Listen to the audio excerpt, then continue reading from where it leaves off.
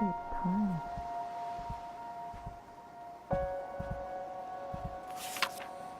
Mrs. Kaplan, we're thrilled to be exhibiting your work Thursday. I know this all came together a little last minute, but our secretary is only part-time as she sometimes gets behind. I've sent along forms and samples for the ad we plan to run in this week's paper. I know it's probably the last thing you want to worry about right now, but what's the point of putting on a show if no one knows about it?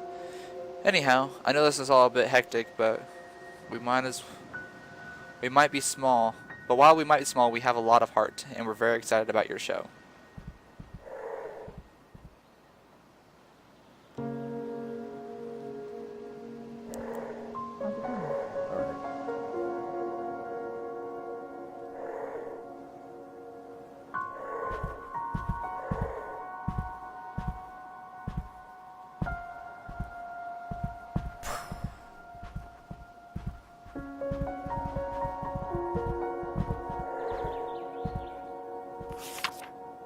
Ooh, Seashell.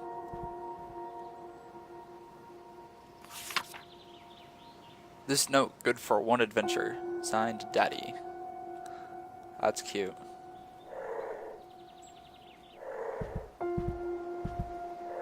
Alright.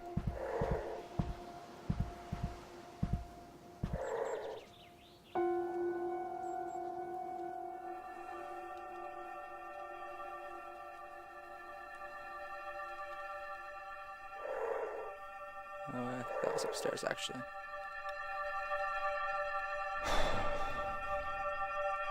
Hey, what's wrong?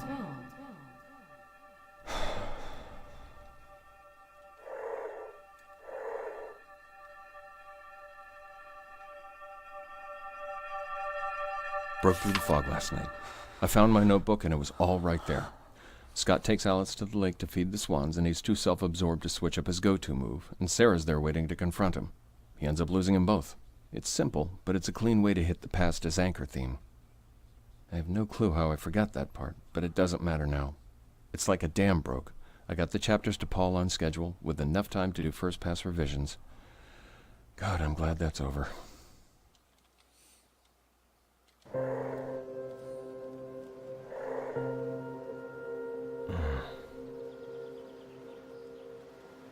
Paul. Hey man, if I'd known my letter would set you off like that, I wouldn't have written. My fault. Let's both just calm down. I see now that it was stupid to ask if you knew any art agents. That's like you asking me if I know any professional sculptors. Dumb question, point taken. But believe me, no one's more worried about the schedule than I am. I think about it every day. I can't get away from it. Most nights I start thinking about it and can't stop. My heart starts beating out of control and I have to get up and try to work just to calm down. I'm not slacking off, man. I shouldn't have made you think I was focused on anything else. I'll get everything sorted out. Seriously. Dan.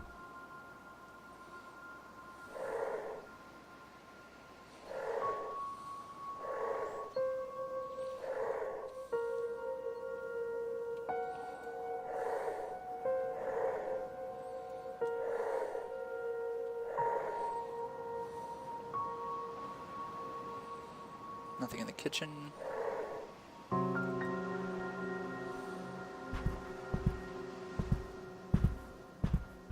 Already read the folder. Hi, Mom. Hey, Pumpkin.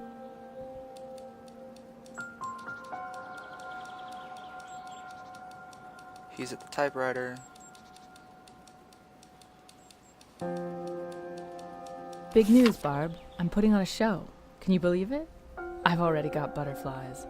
It's been so long. I'm glad it's a small gallery so I can ease my way back into things a bit. And I want to do it right. I'd forgotten how much work goes into things that aren't painting when it's time to put on a gallery. You know I could never stand all the logistical rigmarole. Plus I have a piece I really want to finish before the show. So much to do. I want to take it seriously and go through the whole process though, because if the show goes well, who knows? Hope to hear from you, and hope you can come, of course. Yours always, Linda.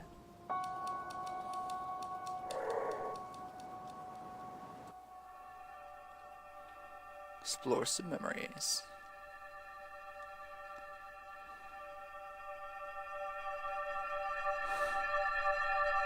What is it, Mommy?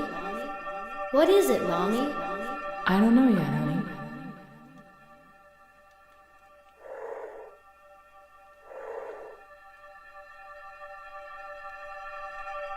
I knew we should have eaten something with the wine last night.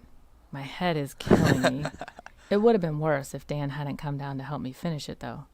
I didn't expect to see him, but he does have a way of surprising people. I wish we'd had a full night together, but maybe we can do that soon. I'm glad we got even a little time to catch up.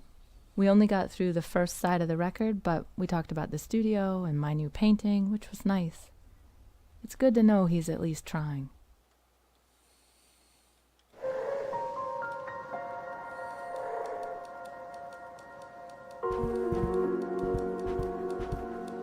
Oh, there's so much to do.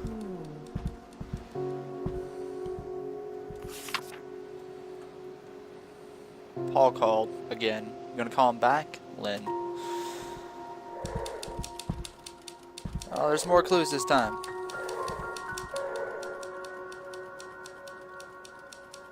think I've already read this one. Paul. Hey, man, if I'd... Yep.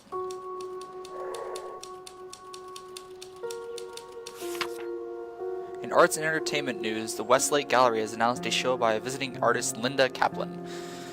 A resident of Laurenton, Mrs. Kaplan is visiting the coast with her family and has completed a new series she describes as an expression of restrained emotion using society's imposition on nature as a lens. That's quite the title. Details of the show will be forthcoming. Local art enthusiasts will doubly pleased to learn that the community center will be... kind of whatever. Hey, Mommy. Hey, Pumpkin.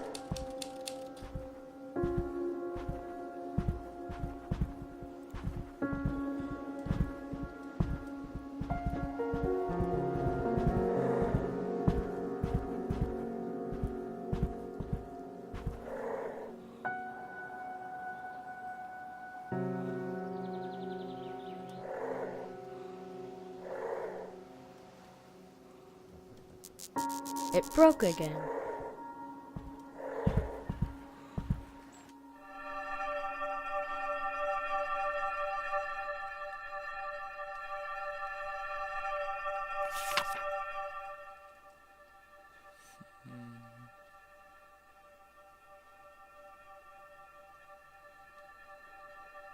Cool. Can we go? Right down there.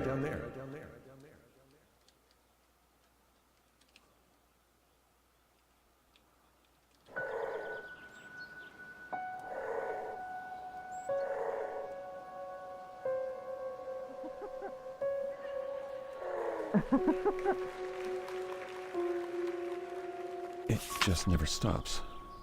Every time I plot something I think will hold together, it falls to pieces. This thing was supposed to be done months ago, but the further I get, the harder it is to make it all work. Nothing's ever as simple as it seems at first. I'll think about a problem for days, finally come up with a fix, and then realize it breaks something somewhere else. I can barely hold all the threads together. Sometimes this thing just feels too big for me and I want to burn it and walk away. But what else would I do? And the deadlines don't help either. I can't think harder or faster. This stuff comes when it comes, and getting stressed out about it just makes it harder to get the words down. Like right now, I'm writing about the thing instead of working on the thing. Damn it, Dan, get to work.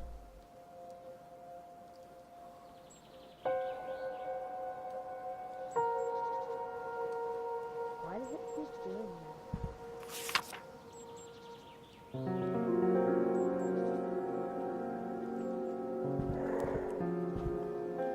The final clues.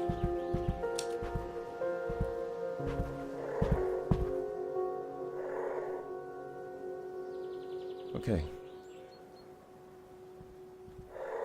There we go. What have I got left to look?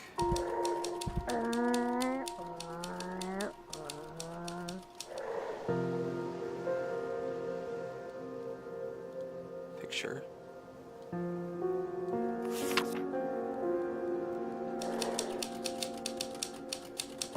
Has it been 5 years already?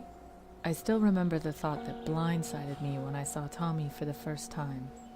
He's my new creative work. TJ gave me such a look when I told her I was going to cut back on my painting, but she doesn't have any kids, so there's no way she could understand. It's hard to top creating an entire person. Maybe she thought Dan told me I had to stay home. That would have been a very short conversation. Still, I can't ignore the fact that it's time to figure out what on hold means. What would it look like to go back full time? Do I want to?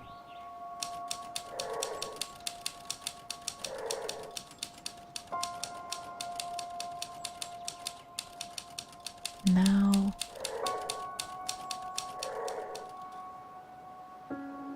I got all of them.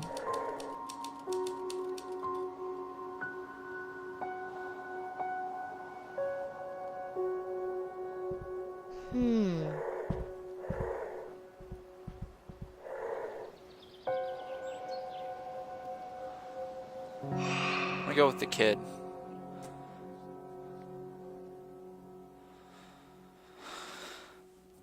And then I'm probably going to compromise with Linda.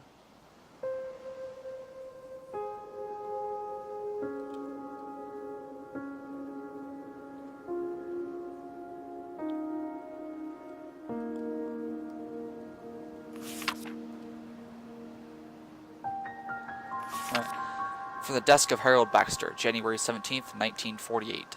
I'm certain there's something strange with the light here. It must be those windows. I was reviewing old deeds in the living area and saw some sort of flash of light out the corner of my eye.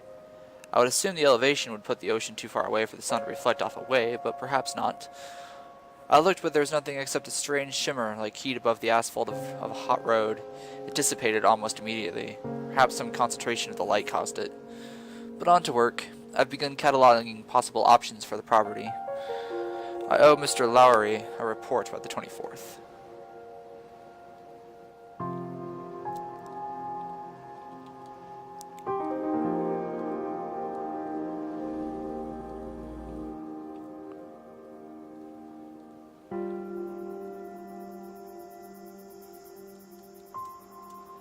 Oh, I forgot about the forms. Darn it.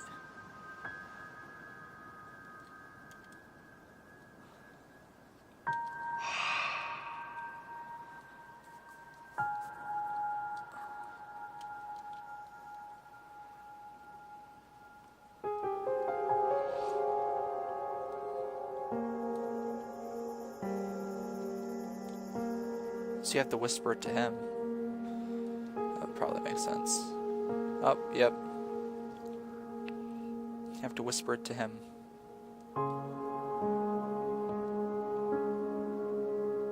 Ooh, there's two this time.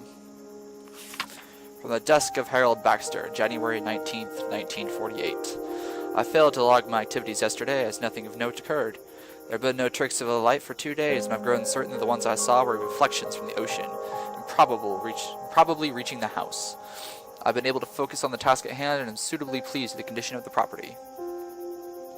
I've also reached a decision on how to proceed. It came to me this morning as I stood in the conservatory admiring the beauty of the forest. I hadn't begun my work yet and was thinking of nothing particular when an idea came into my head fully formed. I was surprised it appeared with such clarity, but it's not unheard of for the mind to ponder a question in the subconscious. As for the idea, it is quite simple. I will buy the house myself. Ah, I wanted some company.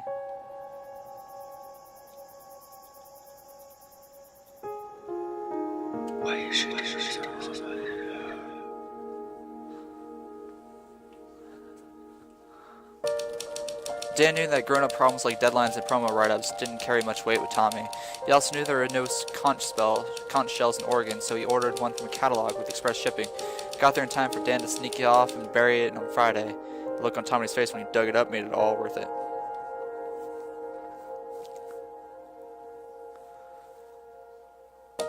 Dan couldn't find the time to write Linda's promotional materials from scratch, so he offered to stay up late Saturday night, help her fine-tune the copy. Her take on the ad, heavier on visuals than originally planned, needed only minor wordsmithing, and the late night paid off with an ad they were proud of.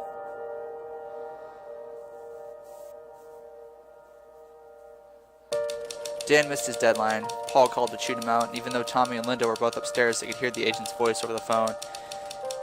It just added to the pressure that Dan was putting on himself, and he spent 2 days in a distracted fog before he got back in any sort of rhythm on his book. Unfortunate, but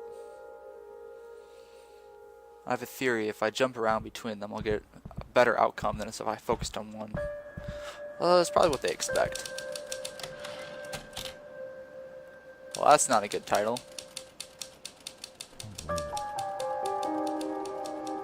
That night, Linda got a phone call. Oh boy.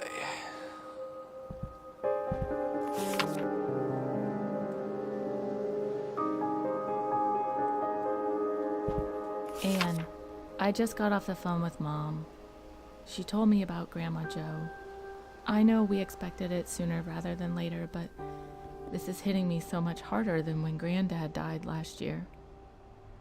Do you remember going to Grandma Joe's house after school on Wednesdays and playing until Mom got off work? How Grandma Joe always had a surprise for us?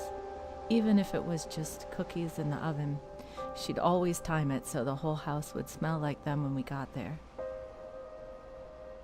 I hope the minister captures those little moments because they don't seem as little now. I wish the circumstances were different, but it will still be good to see you at the funeral. What am I saying? You probably won't even get this until after the funeral. I guess I just needed to write anyway. Love.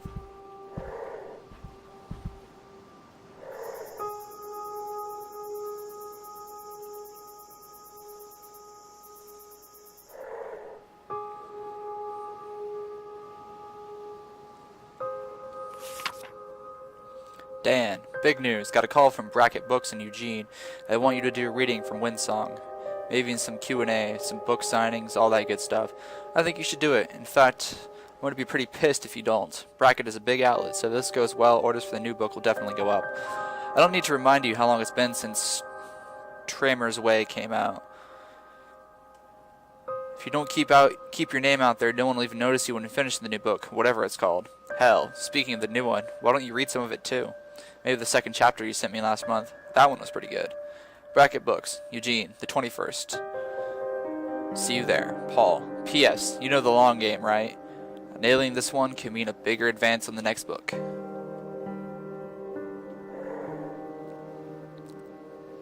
Think. Call Paul first thing tomorrow morning.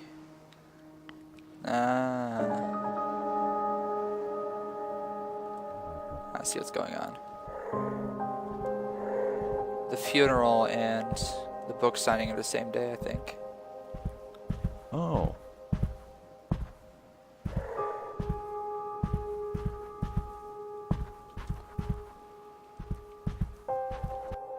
There we go.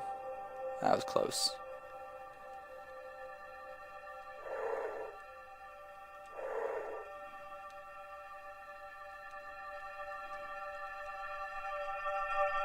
Just be here for me? Lynn, I'm so sorry. Tell me what I can do.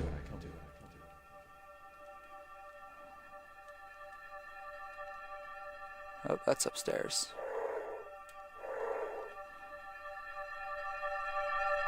Just called Paul. Didn't even get a chance to explain before he started in on me. Reamed me out. Absolutely killed me. No point writing any more than that. Writing everything here instead of working on the book is what screwed me in the first place. That sucks.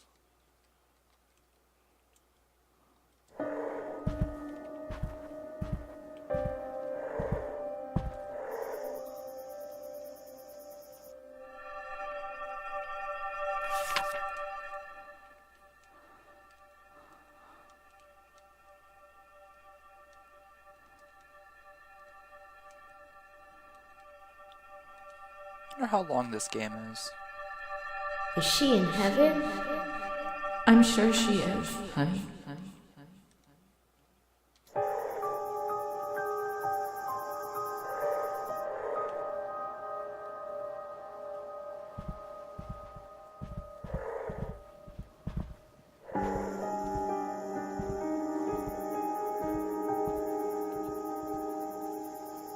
I walked out to the bluff to remember Grandma Joe and say goodbye. And on the way back, I started thinking about what it really means to have a family, to make that your focus. She seemed to take such joy in being surrounded by her family, providing for them, taking care of them. I hope I never took that for granted. When I got back to the house, a question hit me that I can't get out of my head. What will Tommy think about Dan and me when he gets older? And what if Tommy has kids of his own? I can't even begin to think of myself as a grandmother. I haven't even been a mother for that long, and I'm still feeling my way through what it means to be a good one. At least I'll always have an example. I miss you, Grandma Jo, and I'll never forget you. I promise.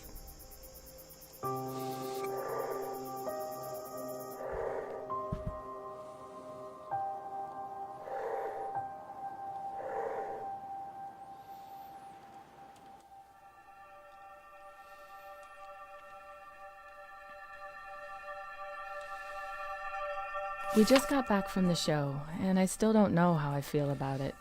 The turnout was okay, and I did sell a piece. I learned a long time ago to never complain about selling anything, no matter how small, so that's good, no matter what. But part of me also feels like the glass was half empty. The promo was okay, but I think the abstract layout was a little too weird for the paper. I really should have gone with more text. Then again, it was good of Dan to have helped with that part at all, so who knows how bad it would have been without that. I guess I was most excited to see what kind of feelings the show would bring back up, and it was just too half-hearted to know. Disappointment and excitement in equal parts. I still have some thinking to do.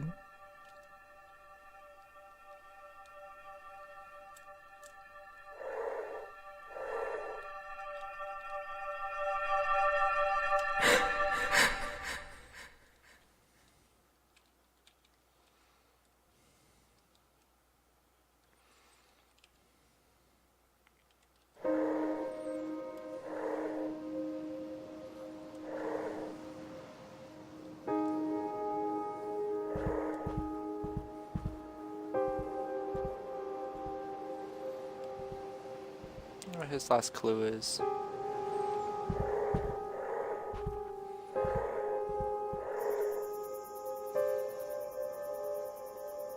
There's the shell.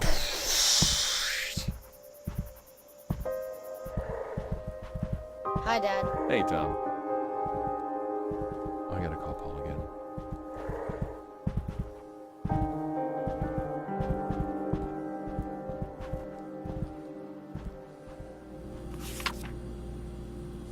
Is that like an astronaut suit?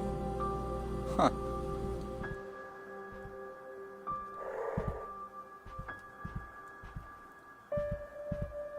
Tons of planes.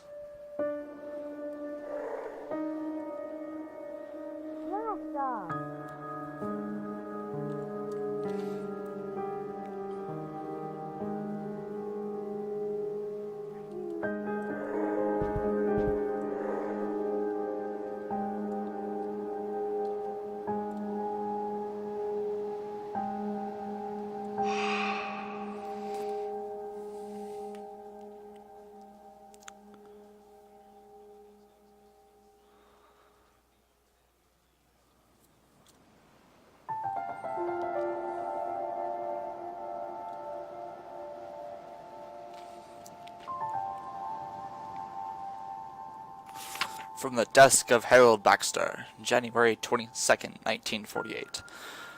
A final entry before I depart. The bank would no doubt prevent me from purchasing the house due to the inherent conflict of interest, but given its history of frequent ownership changes, I feel confident the mortgage company will be glad to have the property off their hands.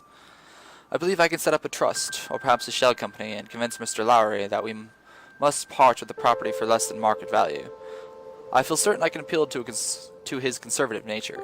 I believe it will prove to be a shrewd investment as a rental property, and I think I now understand why people do not stay for extended periods. I find myself unable to describe the feeling precisely, but in my time here I found my mind drifting in strange ways, as if it was not always my own. But the natural beauty is undeniable. Perhaps shorter visits are a wiser use of the property. Yes, I believe that is a fine idea indeed.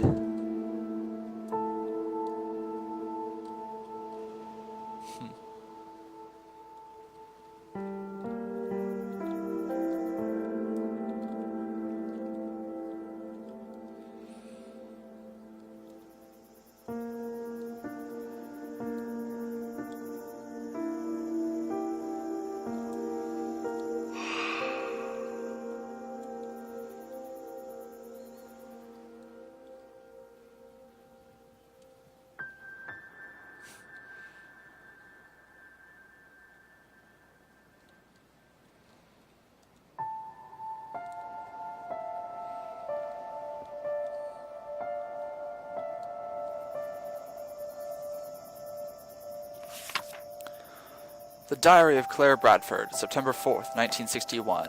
We're here, so why don't I feel more excited? So it's supposed to be fun, just Roger and me. Mom and Dad think we're here with Ben and Lori.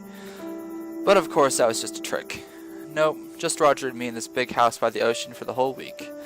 I'm glad to see there's no piano here, but I suppose a week without practice won't do me too much harm. Ah, sad. Gotcha. I guess maybe being alone with Roger for that long is what's making me feel nervous, though. Why should that be? He's my fiancé, after all. If I'm supposed to spend the rest of my life with him, I shouldn't be worried about spending the week with him, should I? Everyone has second thoughts before they get married, right? There's another one in here. I don't think so.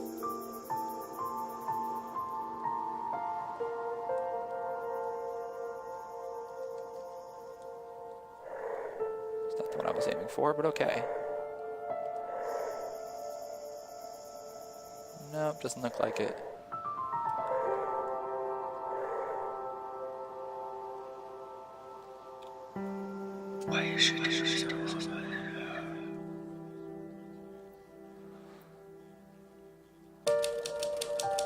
Dan couldn't bear the thought of Linda going to the funeral alone, so he bought a ticket and flew to Denver with her. The funeral was hard for Linda, but having Dan there made it easier to bear. They stayed up late the night of the funeral, as Linda told Dan stories about Grandma Joe, and they talked of maybe being grandparents themselves one day.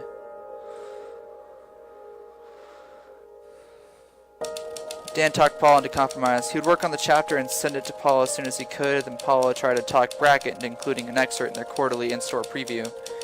It wouldn't have the same impact as a personal appearance, but it would still build some awareness.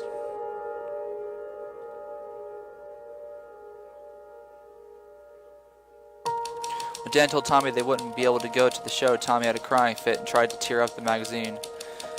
It worried his parents. He hadn't thrown a fit like that in almost a year. It's exactly the kind of thing they'd hoped to avoid by spending the summer in such a quiet, peaceful place.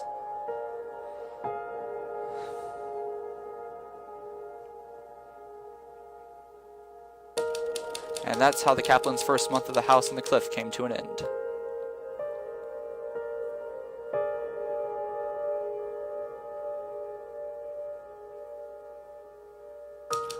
Dan sent a work in progress to his agent, who was glad to see that Dan had gotten back on track. They were both hopeful that Dan could maintain his focus and write a book that delivered on the promise of his work so far.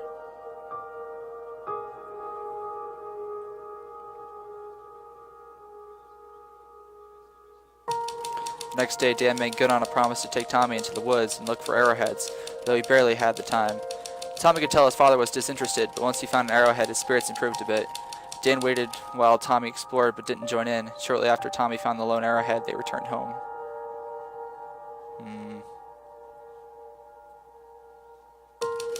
A few nights later, Dan and Linda got a babysitter and drove into town for a date.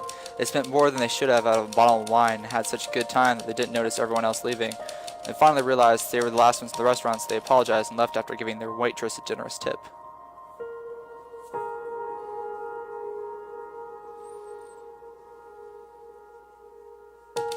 They still had 2 more months on the coast and their story was just beginning. So does that make this 9 chapters? If it continues to break it up evenly every 3 for a month?